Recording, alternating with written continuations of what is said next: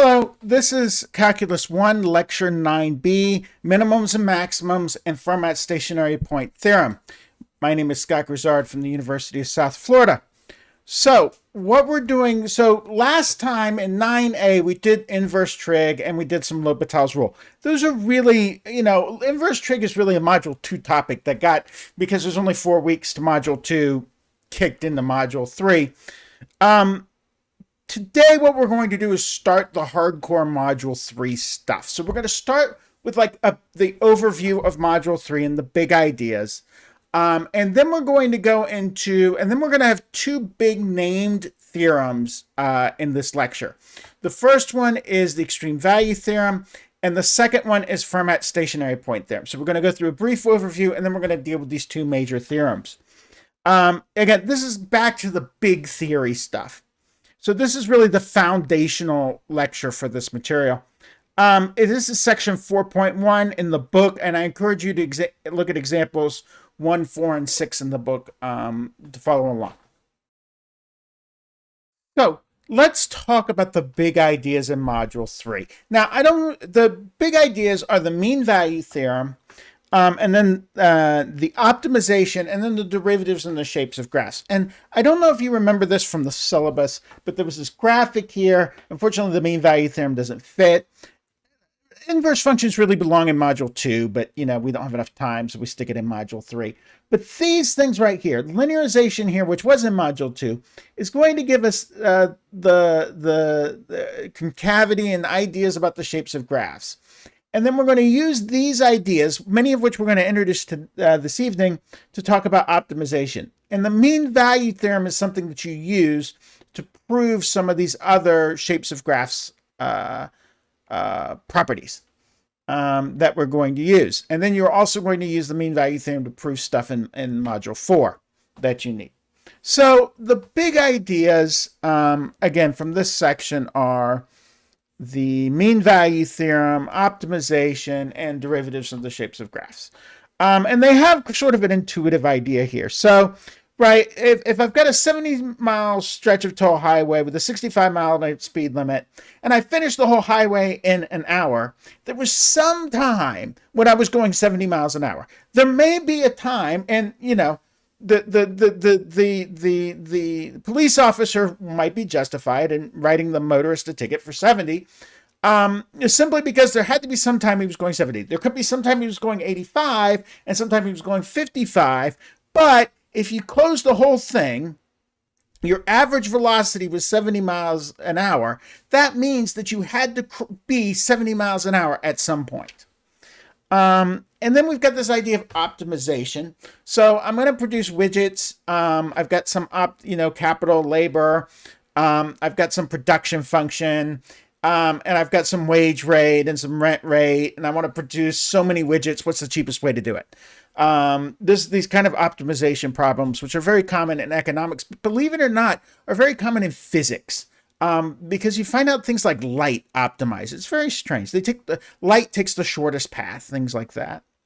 And then we've got derivatives and shapes of graphs. So this is like, increasing marginal cost, diminishing marginal returns, diminishing marginal costs, those sorts of things. So these are the big ideas from Module 3. Okay, so in our theme of derivatives and shapes of graphs and optimization, we want to talk about maximums and minimums. It doesn't make any sense to talk in optimization. It doesn't what's the least cost doesn't make any sense unless we have a definition for what least means. So let's talk, this is a formal definition for global, and some books say absolute max. I don't really like that term absolute. Because there's things like the absolute value, and I don't like the confusion. So I use the term global. Your results may vary depending on your book, but I will use global when I write the tests, quizzes, those sorts of things. But note that absolute is another term for this. So let's let D be some interval, and I actually want intervals this time. I don't want things with breaks in them. F is some function defined on D. Now that interval could be the entire real line. I'm fine with that. It's some interval. And it could be open, closed, half open. That's fine. And let a be some number in D in the interval. Now, what I'm going to say is that f of a is the global max over D. And when I say global, remember, it's over D. If for all x in D, f of a is bigger than f of x. In other words, this is the biggest y number in town. Okay? So notice that f of a, this is a y concept. So the absolute max is a y value, some y value. So here we can say we've got this function here. It's going up, coming down. Right there at a, f of a is the global max. If I have a flat line, sure, I reach it at other points. And I don't, any x in here would work. F of a would work, f of b would work. It doesn't matter. But the point is that f of a is the global max, right? And, you know, it could be b here. I don't care where the a is in this case, right? B, f of b is also the global max. But f of a and f of b are the exact same number. It doesn't matter that it comes from A. It doesn't matter it comes from B. It's the y value. I only care about the y in this case. Okay, so that's something that you can get confused on. So don't let it. So if f of A equals f of B, these numbers are indistinguishable from each other, right? This is some y value, right? If I have f of x equals negative x squared plus 1, right? I've got negative x squared plus 1. F of 0 is the global max. But I actually don't care about the fact that it's f of 0. I care about the fact that 1 is the global max. That's what I care about. I care about that number 1. Likewise, if I have g of x equals 2, right? This is the constant function 2. Right? This is the constant function 2. Let me actually make it constant. Constant-ish function 2. 2 is the global max. Right? That's f of negative 1, f of 3, f of pi, f of 462. All of these are the global max because all of them are 2. I don't actually care that it's f of negative 1, f of 0, f of 3. I care about the fact that the output is 2. It's y equals 2, right? This is y equals 1 is the global max. Okay? It's the y value. Just keep that in mind. It's the y value that I care about. Okay.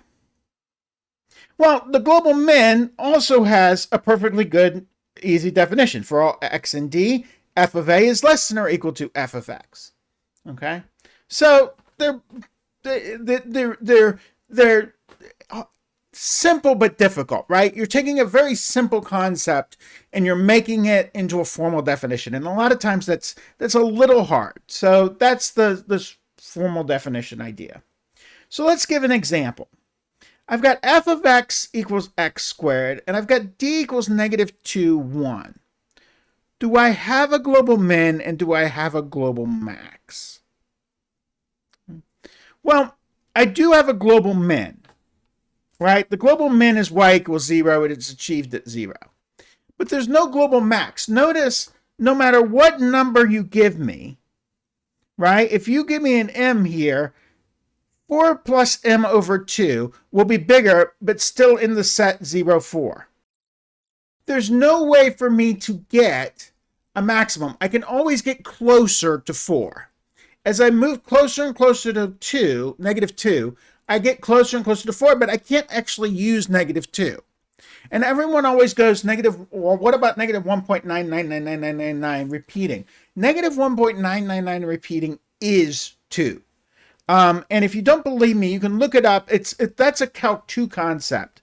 But it has to do with the limit of the sequence. So there's just a little note here. And if you want to talk about it with me, I'll be happy to show you why. But that is a Calc 2 thing. So it's a kind of cool Calc 2 thing. Reason to take Calc 2. Why is negative 1.999 repeating equal to 2? If you're interested in Googling it, look up 0.9999 equals 1. 0.9 repeating equals 1. That'll give you the explanation. Okay, so I don't have a global max here. When do I have a global max? Well, it turns out that there's this giant theorem called Bolzano-Weierstrass extreme value theorem. Now, the book just calls it extreme value theorem. I'm putting in Bolzano-Weierstrass in there. You don't have to remember their names. Just extreme value theorem is perfectly fine. And it says that if D is closed and F is continuous, then I will get both a global min and a global max. So let D be some interval and F some function defined on D. If D is closed and F is continuous on D, those are the two conditions. Then there exists an A in D so that F of A is the global max of F on D. And there exists B in D so that F of B is the global minimum of F on D. So the way that this is often said is that you often see it written like this. F achieves. So you often see these two conditions written informally this way. F achieves both a global min and a global max. Okay. So let's go back to our example. Here, I didn't have a global max, but here I do. Right now, I've included the endpoints. So my global max is 4, and my global min is 0. But my global max here is 4, and I achieve it. Right? It's one of the endpoints, but I do achieve it. 0 is not one of the endpoints. That's an interior one, and I have it there. Okay, so that's a good example. It is important for this function, by the way, to be continuous, because I can't have something that is bad in the middle. Let me show you what that would look like.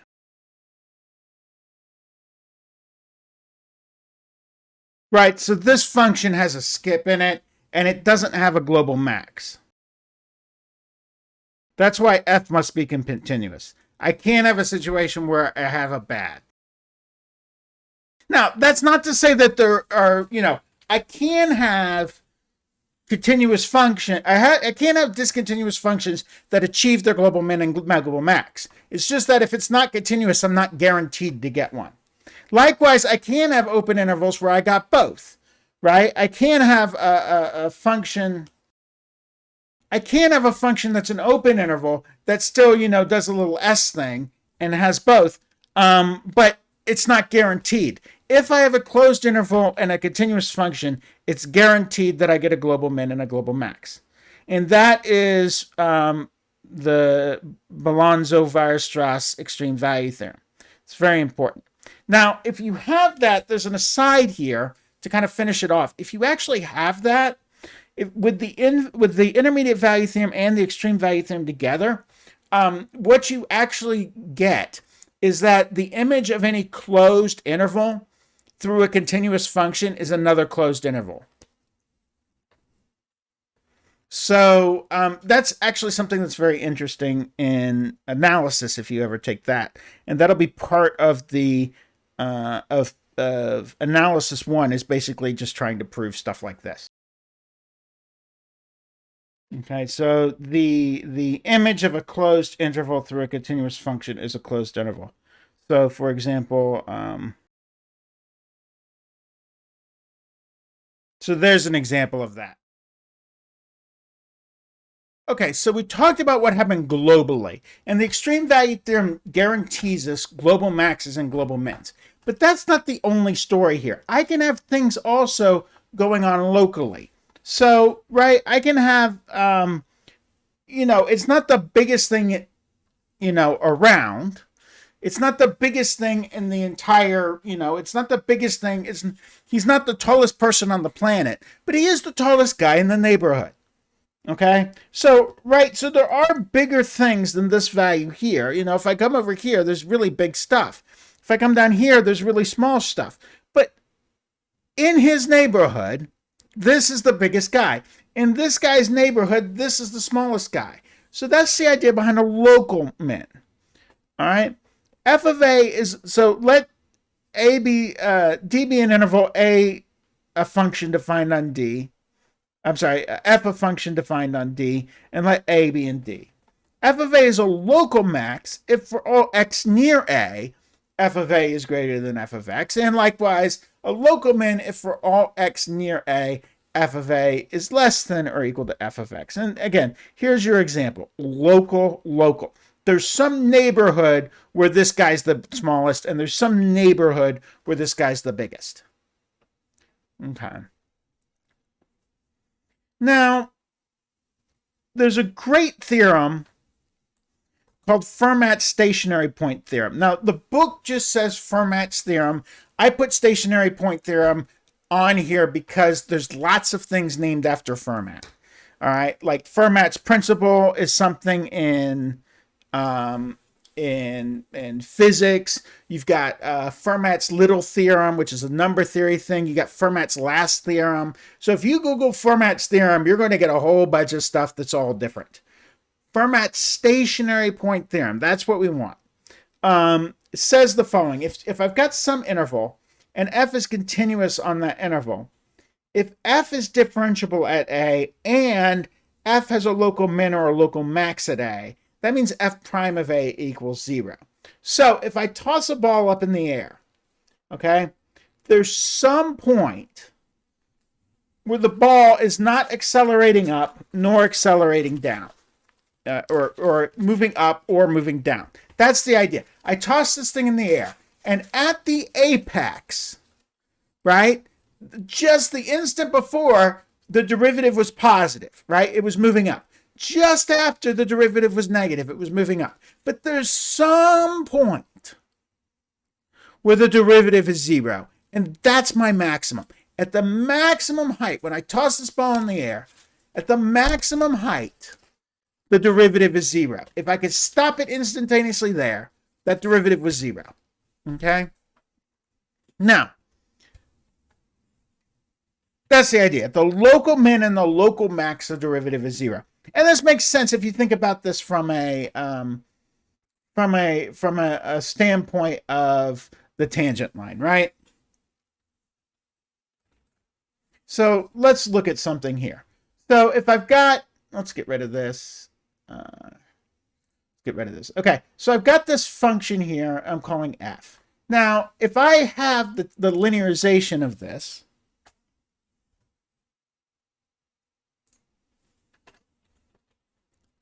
I'm going to have f be a restriction later, so we'll do this. We'll call it g.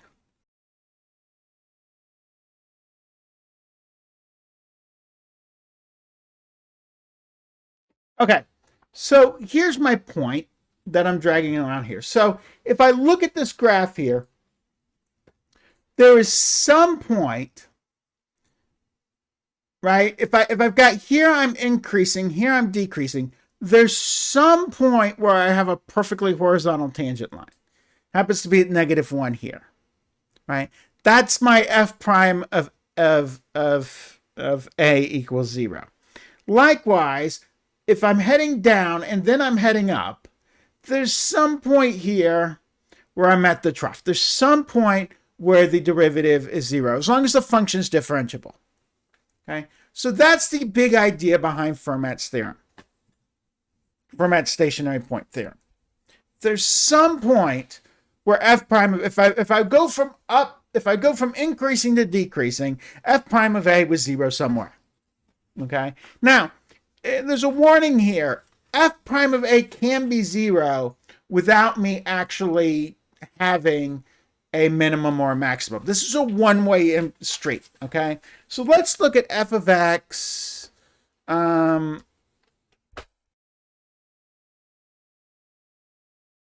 Okay, so this is really f of x equals x cubed. I've just moved the function over so that it's not hanging out by 0, so that the x value and the y value will be different. Now, here I actually have a horizontal tangent line. Here I have a place where the tangent is 0.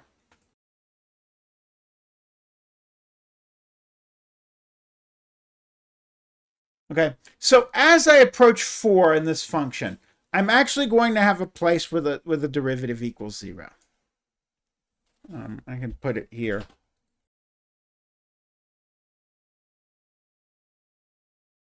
Okay, So here you can see f prime of 4 equals 0, even though I don't have a min or a max, okay? So if I have a min or a max and my function is differentiable, I'm guaranteed a place where the derivative is 0. The other place this thing can break is what happens if it's not differentiable, right? So if it's not differentiable, I can actually have a min or a max where I don't have the derivative being 0. So let's look at that one.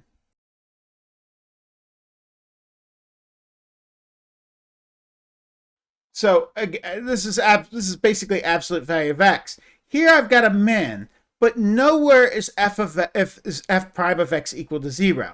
Here it's equal to -1. Here it's equal to +1. I have a min, but it's not a. You can think of it as it's a local min and it's valid, but the derivative is never 0 because it's not differentiable at that point.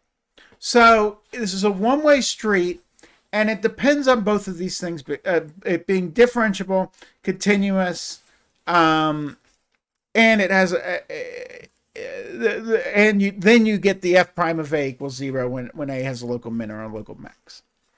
Okay, so again, f prime of x can be 0 without having one. Now, while it doesn't tell me exactly where the local mins or local max is, what it tells me is that it can give me a short list of things to check, right? So everywhere where the derivative is 0, and everywhere where the derivative doesn't exist, and the two endpoints. It's a much shorter list than every number on the interval, right? Every number on the interval is infinite. This is going to be something usually finite, and finite is certainly less than infinite. So let's look at it here. Let's look at an example. I want to find the global min and global max of f of x equals x cubed minus 3x on the interval -3, 1.5. So first, I note that both the min or max must exist by the EVT. That's the thing we did earlier. Okay. Now what I'm going to do is I'm going to make a list of my interesting x's. Okay. My interesting x's are, for this one, the two endpoints, anywhere where the derivative doesn't exist, and anywhere where the derivative is 0. So I'm going to do f prime of x equal f prime of x, and then I'm going to take the derivative here. So I've got x cubed minus 3x. That gives me 3x squared minus 3. I set that equal to 0. I do some factoring, and I get 3 times x minus 1, x plus 1. So the x's that I need to check where it's 0 are 1 and -1. So now I'm going to check my interesting x values. I've got f of -3, that's the first endpoint, -18. F of 1.5 is -1.125. And I actually do want the decimals because I do want to compare these. F of -1 equals 2, and f of 1 equals -2. Okay, so this right here, f of -3, -18 is definitely the smallest, and the biggest here is 2. So let's look at that. So if we look at that on the graph, right, so here is f, and it is confined between -2 here and 1.5, I'm sorry, -3 here and 1.5 here. So you can see that I've got an interior maximum, that's the global max. I've got another local min, but it's not the global min, right? I've got this thing that's just hanging out. Whether or not that's a local min, max or not, it depends upon your definition. Some books say yes, some books say no. I don't personally care if you say it is or doesn't. But this is definitely the global min, right? -18 is much smaller than anything else that's on here. Okay. So we have a procedure, right? We want to create a list. We're going to add endpoints to our list. We're going to take the derivative. We're going to set the derivative equal to 0, and we're going to solve. We're going to add my zeros to the list, right? As long as they are internal, right? If this had been if this problem here had said, instead of this, had said 0 instead, in other words, if I cut it off here, then this positive one I would not have been checked. So if I had done something like this,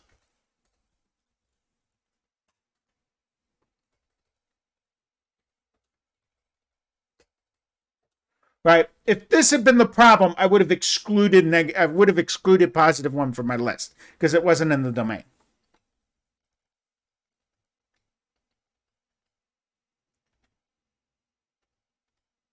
Okay. So I checked those points.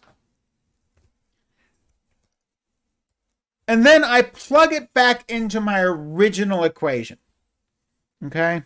I pick the y value that's the biggest, and I pick the y that is the smallest, and then I write what I found. So what I found was the min was y equals negative 18, and the max was y equals 2.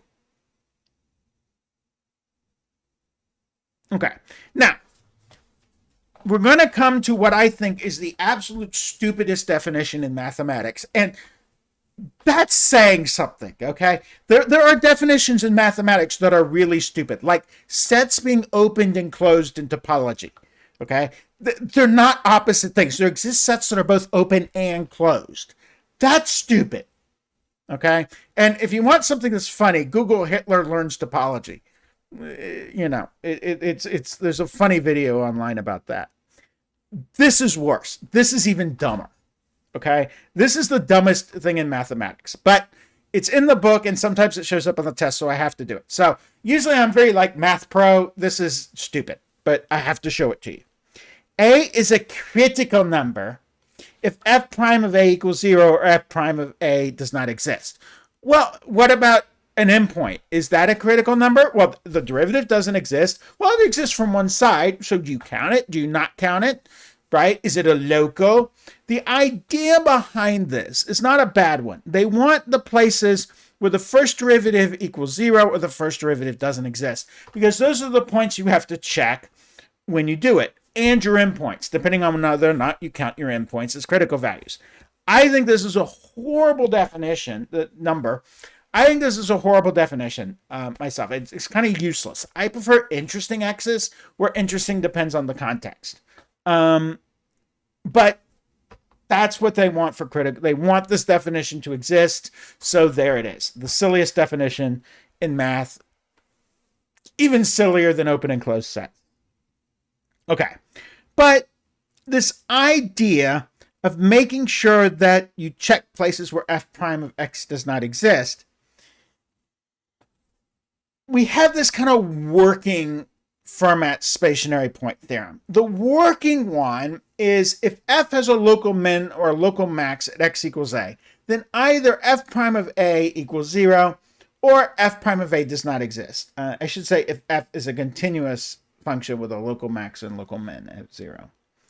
But if it wasn't continuous, then you wouldn't have a derivative anyway, so who cares? It's kind of a non-definition thing, right? Ooh, it's non-continuous. Yeah, but the derivative doesn't exist. You're not continuous. So this continuity condition is kind of redundant. This is the working definition, and you can use that if you want to. That's the working stationary point theorem with an or as its conclusion.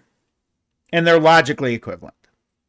Okay, so let's find the global min and global max for absolute value of x on -1, 2. Well, there's no point where f prime of x equals 0, right? There's none of those. I've got -1 and 2 are my endpoints. Okay. My graph is wrong.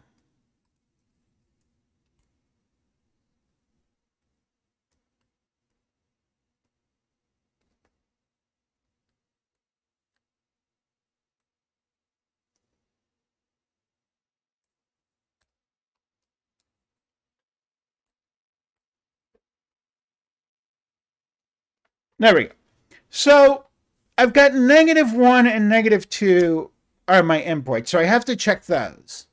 There's no place where f prime of x equals 0, but there is a place where the derivative doesn't exist. The derivative of this function doesn't exist at x equals 0. So I got to check that number. And indeed, that's where I'm going to find the minimum. The absolute value of -1 is 1. The absolute value of 2 is 2. But the absolute value of 0 is 0. So this does have a local min and an absolute min, or global min, at x equals 0. It's y equals 0. So the global max is y equals 2. The global min is y equals 0. Okay. So let's prove Fermat's stationary point theorem. Okay. What I want to show is if f prime of a exists and f has a local min or a local max at x equals a, then f prime of a equals 0. So what I'm going to do is I'm going to break this into two cases, and I'm going to tell you to do one of them at home. And then I'm going to break that into two cases, okay? So what I'm going to do is I'm going to show that what I'm going to do is I'm going to do the local max version here, and I'm going to show that if I have a local max, then f prime of a from the right is less than 0. However, if I have a local min, that means f prime of a from the left is greater than, if I have a local max, then f prime of a from the left is greater than 0. And since f prime of a equals from the left equals f prime of a from the right, it has to equal 0. Okay. Let me just show you this. I'm going to use the x to a definition here for the derivative. Let f have a local max at x equals a. So f prime right. So the right derivative of a, that's the limit as x goes to a from the right of f of x minus f of a over x minus a. Now, I have a local max. Okay. That means that f of x here must be less than f of a. Okay? Because it's a local max, f of x is less than or equal to f of a. And I'm heading from the right, so x must be greater than a, or x minus a must be greater than 0. And the top, since I have a local max, f of a is bigger than f of x. So f of x minus f of a is less than 0. So I've got a less than 0 and a greater than 0. That's going to give me that it's less than 0. So let me just say that again. So that's going a little fast.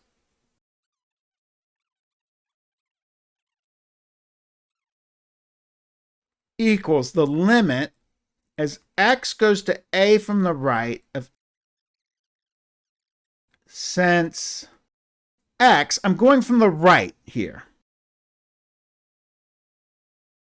X has to be greater than a, so x minus a is greater than 0. Now, since I have a local max,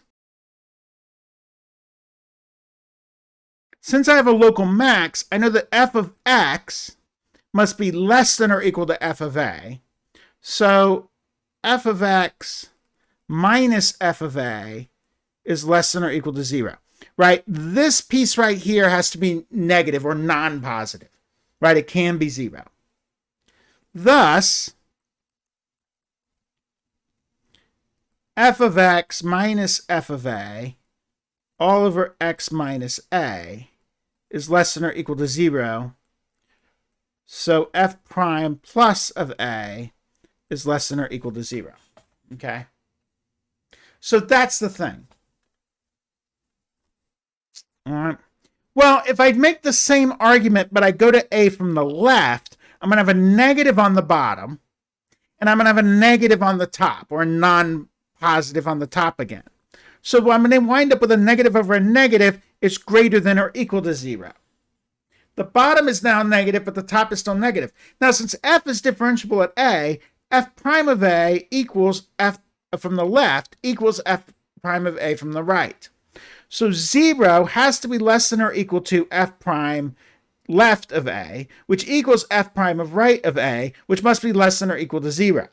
Well, if I've got a number that's both greater than 0, greater than or equal to 0, and less than or equal to 0, that number has to be 0.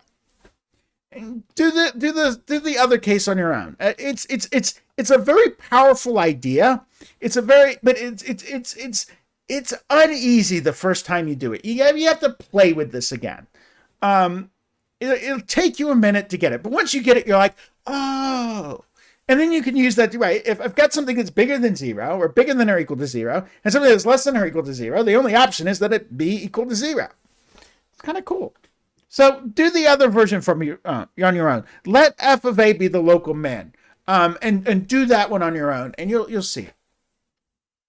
Okay, so what we did today was a lot of theory. All right, we went over kind of an overview of what we were going to do. We went over minimum and maximums in the extreme value theorem, and we showed how to solve those types of problems. Okay. The other thing we went over was Fermat's stationary point theorem. Now, it's important to remember that this is a one-way theorem, and that if you have to check to see places where the derivative doesn't exist. Okay, so I'll see you next time. Have a good evening. Night.